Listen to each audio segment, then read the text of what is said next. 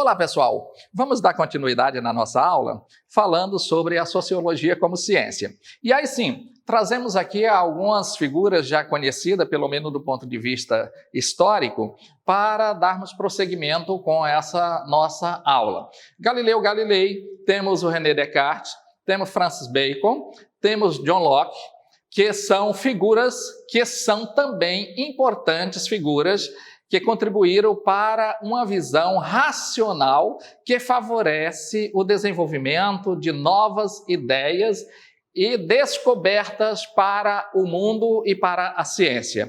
Então, quando nós pegamos esses autores, esses pensadores, nós vemos que os seus escritos tinham toda uma reflexão sociológica de compreender, inclusive, o homem e do avanço científico também. O Galileu Galilei também é ele que descobre pela sua teoria de que não é o Sol que gira em torno da Terra, mas que é a Terra que gira em torno do Sol. E diante dessa descoberta científica, quando ele propaga isso, ele teve uma repreensão muito forte do clero, a tal ponto que ele teve que se retratar diante do clero para não ser morto.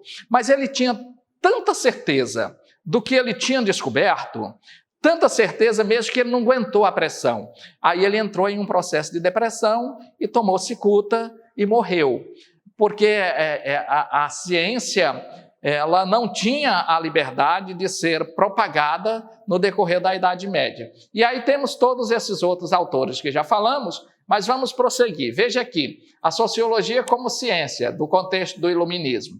O que era o iluminismo? O iluminismo foi um movimento que surgiu a partir do processo social, político, econômico, cultural e científico desencadeado pelo Renascimento. Lá no Renascimento tem uma quebra do período da Idade Média para a Idade Moderna, e aí aqui no Renascimento já tinha-se a oportunidade de ter uma liberdade para as pesquisas, para a produção científica, já existia uma liberdade de expressão através das obras, das pinturas, dos quadros, tanto que temos pintores, ainda existe na Europa, considerado o Velho Mundo, ainda muitas pinturas que são feitas nas igrejas por pintores famosos, Michelangelo, por exemplo, que era a expressão do Renascimento. O homem já tinha essa liberdade. Só que o Renascimento ele não rompe com a igreja.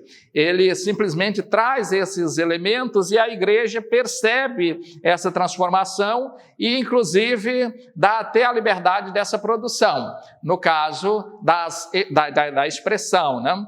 E quando até as abóbadas dos templos ou das igrejas já são cedidos para serem feitas as pinturas e os grandes painéis de determinadas pinturas. O termo iluminismo refere-se à necessidade de viver com base na razão, a luz que guia nossas ações. Ou seja, o elemento principal do iluminismo é o uso da razão.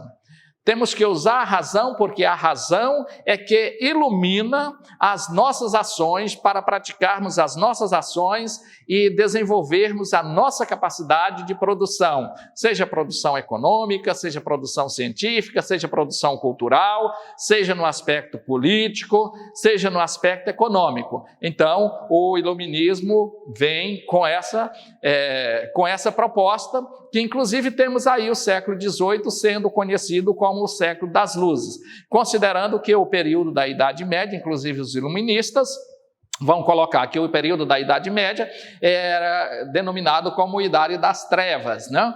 E isso porque não dava a liberdade para que as pessoas avançassem no que diz respeito à liberdade da produção científica, cultural, da produção econômica, dos espaços econômicos. Isso era proibido na Idade Média e agora eles vão chamar a Idade Média de Idade das Trevas, porque essa é a base aqui para o iluminismo, esta liberdade, né? O que temos aí? Auguste Comte, que é um pensador francês, ele percebe a necessidade de um estudo científico da sociedade que justificasse a manutenção da ordem e do equilíbrio social. Quando nós falamos aí de Augusto Comte, ele traz essa visão, e aí isso é interessante para a gente conhecer essas abordagens teóricas, porque aqui está em uma abordagem teórica do positivismo. E o que é o positivismo? O positivismo, ele defende que os fatos têm que ter uma linearidade. Então, se para eu chegar a um determinado lugar, eu tenho que seguir uma linha reta. Tem que os fatos ir acontecendo de forma sistemática e de forma cronológica. Então, esse movimento positivista, essas ideias positivistas, elas trazem justamente essa noção, e nada mais interessante e apropriado para eu colocar neste momento do que aquela frase que tem no centro da nossa bandeira, da bandeira brasileira, que é aquela frase de Benjamin Constant, que vocês devem saber, devem já ter lido várias vezes, né? A frase ordem e progresso. Aquela frase ali, ela se torna um símbolo do positivismo, que para ter progresso, para a nação ter progresso, tinha que se estabelecer a ordem, né? Tinha que estar tudo ordenado. Isso vai dizer, Auguste Comte, ele vai, no seu pensamento e na sua teoria, na sua concepção positivista, comparar a sociedade como um organismo, que o organismo, para funcionar bem, tem que estar tudo no seu devido lugar, para que tenha um bom funcionamento. E a sociedade também, para funcionar, tem que as coisas estarem tudo nos seus devidos lugares.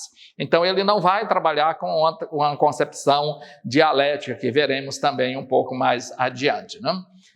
Temos aí o modelo positivista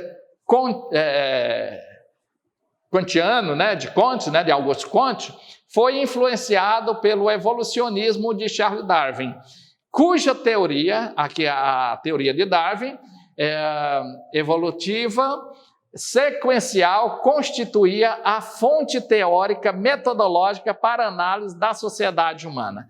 E aí nós temos, por isso que aqui na chamada do slide, nós temos aí as abordagens teórica positivista e evolucionista, porque o Charles Darwin ele vai trabalhar com esse conceito de evolucionismo, e ele vai dizer, inclusive, trazer toda aquela discussão de que até nós mesmos, o ser humano, somos resultado da evolução. E aí é quando muitos teóricos colocavam a concepção de que o homem veio do macaco e foi se aperfeiçoando e chegou ao estágio de ser humano. Então, o Charles Darwin ele trabalha com a questão do evolucionismo. E, dentro desse contexto, a fonte teórica metodológica para uma análise da sociedade humana. E aí, as ideias de Comte influenciaram teóricos como Emílio Durkheim, que aí nós vamos discutir um pouco sobre Emílio Durkheim, que aí já teremos a questão do funcionalismo. Temos aí que ele é considerado o principal responsável pelo pensamento sociológico funcionalista. E aí, para Durkheim, a sociedade deve ser analisada a partir dos fatos sociais como se fossem coisas. Ele vai colocar os fatos sociais, e o que são os fatos sociais? São coisas que acontecem, e essas coisas devem ser analisadas para se produzir essa questão, para se verificar, averiguar e ter uma definição de como funciona, como a sociedade funciona. Por isso que vai trabalhar com a abordagem funcionalista, que é a verificação da descoberta de como a sociedade funciona. Isso pegando dentro de um princípio kantiano, que era o princípio do positivismo, tá certo? Mas nós vamos fazer uma paradinha neste vídeo e vamos continuar no próximo vídeo para dar sequência a essas abordagens que estamos trabalhando na nossa aula de hoje. Até já!